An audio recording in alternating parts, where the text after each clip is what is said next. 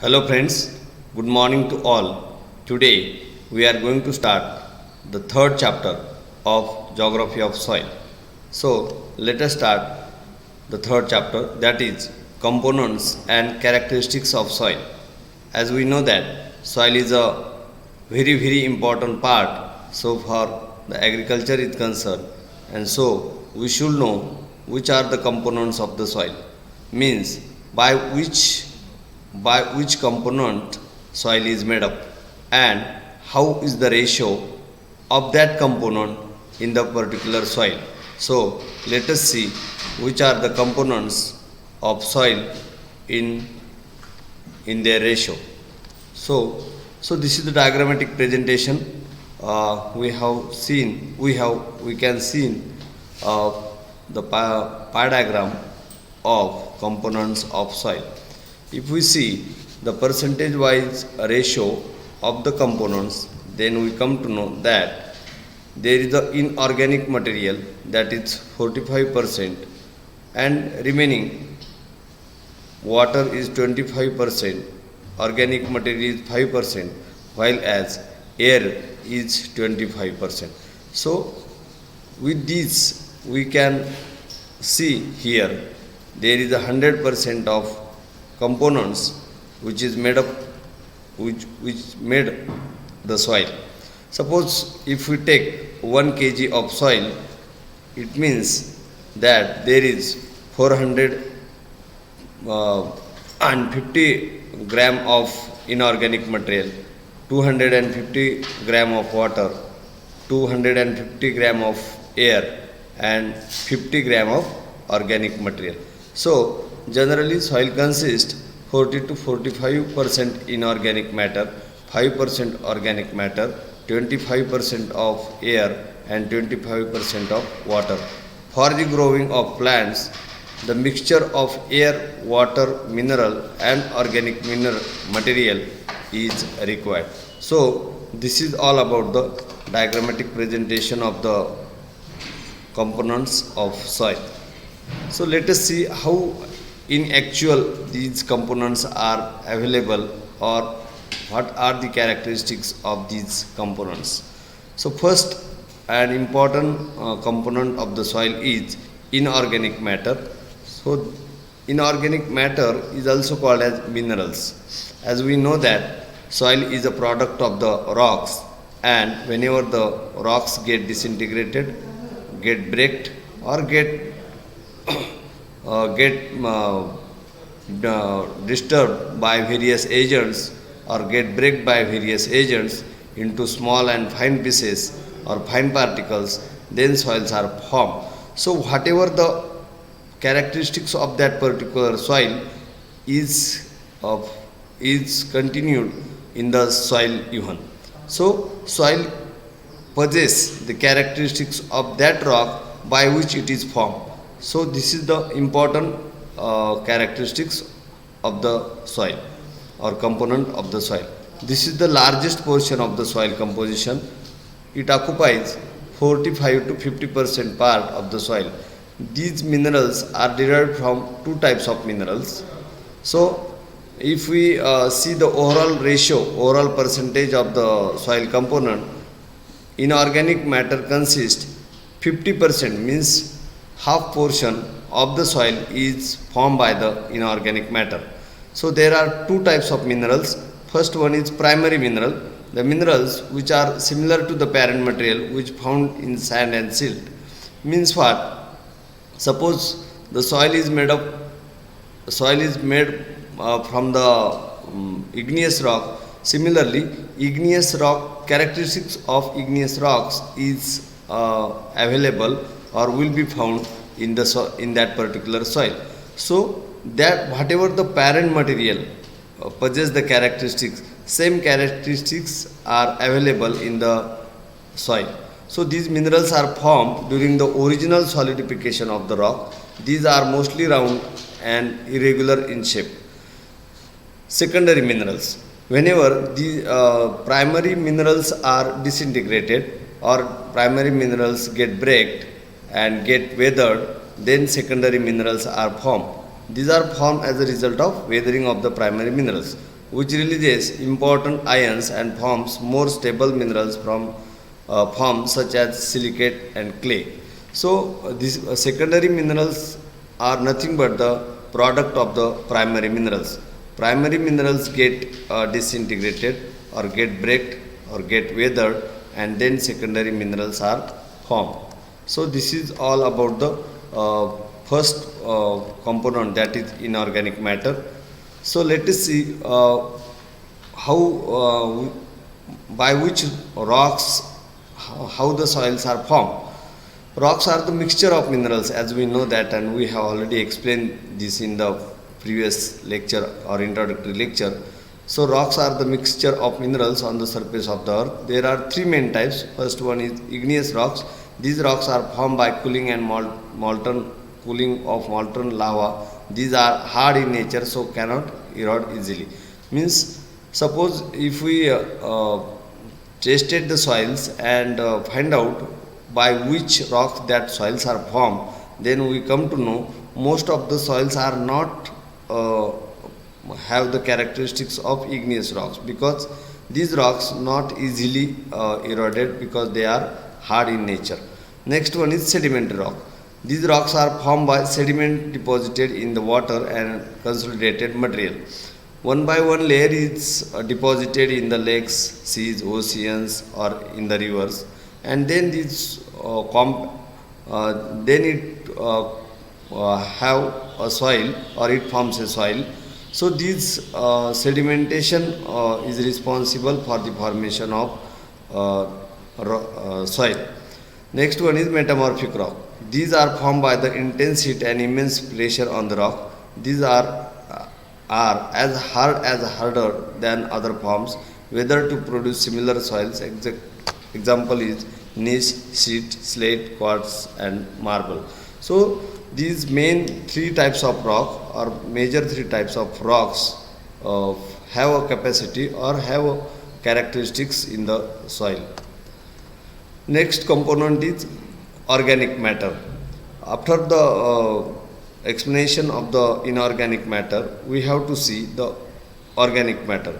Organic in the sense, whatever the living things are available, but after the completion of that living things, they get died, and then it possess or it mix into the inorganic matter, so that ratio is too much less. It is only up to 5%. Soil receiving well developed organic manures have better soil aggregates than those receiving sawdust and other types of not so easily decomposable organic waste. The soil's solid portion is mostly mineral particles, but some of it is organic. Whenever we tested the soil simply with the fingers, then we come to know that that is a solid part. But in that solid part, most of the particles are of the inorganic matter. But at the same time, up to 5% only there is the organic matter also available, and that organic matter is added by the plants, trees, shrubs, herbs, and the organisms, as well as the animals. So most soils have less than 5% organic material by weight. The main building block of soil organic matter is carbon. Whenever we tested the soil, then we come to know most of the organic matter is carbon, because plants, shrubs, herbs are made by the carbon, or most of the portion is available, that is carbon, in the plants. So carbon matter is carbon particles are more in the organic matter. Soil organic matter is composed of hydrogen, oxygen, phosphorus, nitrogen, and sulfur for plants in unfertilized soil. Living and dead plants' roots, dead plant material on the soil surface, and soil organisms are kinds of soil organic matter. Animals also add organic material, normally in much smaller amount. Means whenever farmers provide the dung or manure of the animals, that is nothing but the organic matter which is added in the soil. So this is about the organic matter, and the most important component of the organic matter is humus. Humus is a colloidal soil organic matter that decomposes slowly and colors the soils brown or black. Means what will be the color of the soil, that is determined by the humus. If humus is more in the soil, then it will look brown or black in color. Some of the products of organic matter decomposition are soluble and disappear quickly. Other compounds remain as it is. Humus is the stable colloidal organic matter which acts as an organic glue and helps to hold mineral particles together to form aggregates. So, important characteristics of humus is to hold the soil particles combinedly and to do not allow to get separated. And so, this portion or the percentage of the humus determines the soil quality. Means humus availability is important for the crop production, but if the amount is less, then there is a low quality soil, and there is a low chance or less chance to get more production in that particular soil. Molecules of humus cannot be recognized with the eye, as they have undergone many chemical and physical changes. It always in a dynamic state, as the addition and removal of the organic matter that determines the percentage of the humus in the soil, and that's why it is a dynamic in the state. The amount of humus depends on the balance between the rate of addition of organic matter and the rate of its decomposition. Although we added organic matter into the soil, but how much time it will take to get decomposed, that also determines the quantity of the humus. And so humus percentage is also important part of the organic matter or of the soil. So this is all about the humus. Next component is air. As we know that soil is made up of the four component, and the most third component is air. As we know that there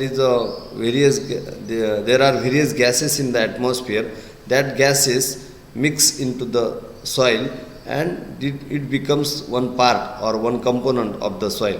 But how much air percentage or air portion will be there, that determines again by the soil particles.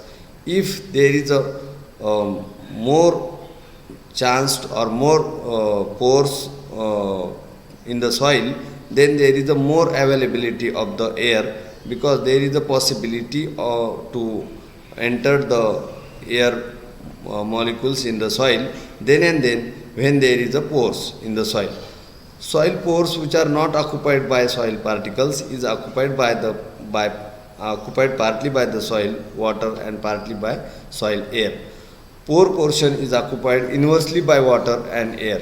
As the moisture content increases, the air content decreases. Again, there is a relationship between air content and moisture content. Moisture content determine whether how much amount of air will be there in the soil. So moisture content increases. If moisture content increases, then there is a decrease of the air content. The solid material, which contains organic and inorganic material, occupies nearly 50% of the total soil volume. Variation found according to type of soil, but it is rather small, from 45 to 50%. The liquid and air makes the remaining 50%. The percentage of these components varies according to soil types and soil conditions. Means what? If we keep land as a barren or fallow, then there is a more possibility to enter the soil particle or air in the soil. So at the same time, if we keep it in practice, or if we are doing the farming in the particular field, then there is a less chance or less chance in the entering of the air. So that most of the farmers keep fallow or keep barren in the summer season to enter the air in the soil, so that they in the next season they can produce more crop or they can get more yield. Next point is soil aeration. It is the process of continuation. It varies as per time to time and season to season. How much aeration occurs in the soil, that depends on the time and depends on the season. How much time we keep the land as a barren or keep the land as a fallow, as well as in which season we keep that land as a fallow, or without practicing or without farming.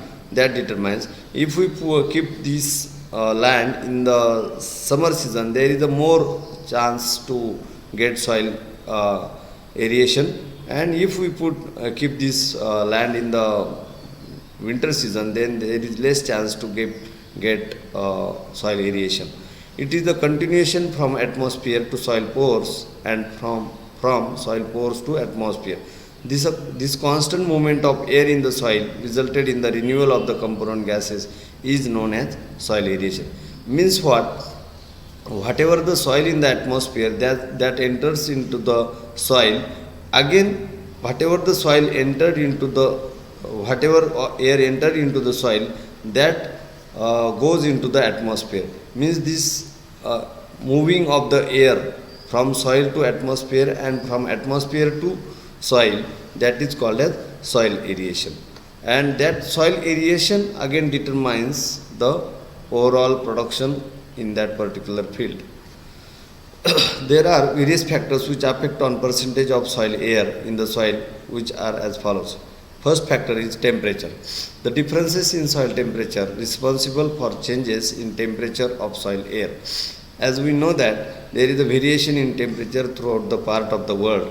In the equator there is more, in the desert there is a more temperature, while as in the polar region there is a less temperature, and that's why most of the land or most of the field in the polar region are frigid, while as there is more pores, more soil aeration in the desert area as well as in the tropical areas. And that's why as per the availability of the temperature, soil aeration occurs or soil get aerated. As the soil air gets heated in daytime, its volume gets expanded and expanded air moves into the atmosphere. When soil gets cooled, the volume of the soil air is drawn in soil pores. As we know that so air is directly heated by the temperature, and whenever the available air get heated in the soil, that get expand and it starts to move in the atmosphere due to the expansion. But this occurs in the daytime. But whenever at the night time there is a contraction of the air, and then again it starts to enter into the soil. So this expansion and contraction of the air determined by the temperature, and this controls the overall soil aeration. Next one is diffusion. It is the most important factor in the soil aeration. Similar to atmospheric air, there are various gases in soil air, that is nitrogen, oxygen and carbon dioxide. Every gas exerts a pressure as per its volume. The movement of each gas is controlled by partial pressure under which it exists. As the partial pressure of any gas is greater in the soil air than in the atmosphere air, it moves out in the atmosphere. Means diffusion occurs. Diffusion in the sense as there is the expansion of the soil air, that soil air exerts a pressure on the soil particles, and it starts to get released from that soil and enters into the atmosphere or moves in the atmosphere. Same way, reverse process is also applied or act in the soil air, and diffusion occurs. Next factor is water. Availability of water in the soil is determined by various factors. It is determined by the location of the soil, or field, size of the soil particles and season. Location of the soil means how much or that soil field is there, or where that field is located, in the sense whether it is tropical, whether it is in the subtropical, or whether it is in polar zone. At the same time, size of the soil particles. Size of soil particle means if that soil particles are having more size, then there is a more uh, holes or pores, and at that time there is a more possibility of entering the water. But if the fine particles are there, then there is a less possibility of entering the water in that soil particle. As well as season is also important in the availability of soil. Water is mostly found in three phases, that is solid, liquid and gaseous. As we know, in soils, water is mostly found in its liquid and gas phases. Water in the soil is referred as the soil solution because it is not pure. The soil solution contains solutes including cations and anions, organic and inorganic compounds and gases. The amount of water in the soil depends on the kinds and amounts of the different minerals in soil's solid phase, the amount of organic matter, the type of vegetation, and the characteristics of water source. Example is here. High volume rains washing through the soil quickly produce a soil solution composition more dilute than infrequently less volume rains washing. Water, water is the most important component of the soil because it determines the overall amount of the yield, and if there is low water, then there is less capacity to get yield, and if the optimum level of water in the soil is there, then there is a optimum yield, or whatever the farmers want to produce, he can or she can produce in that particular soil. So this is all about the soil components. So today we stop here. Thank you very much.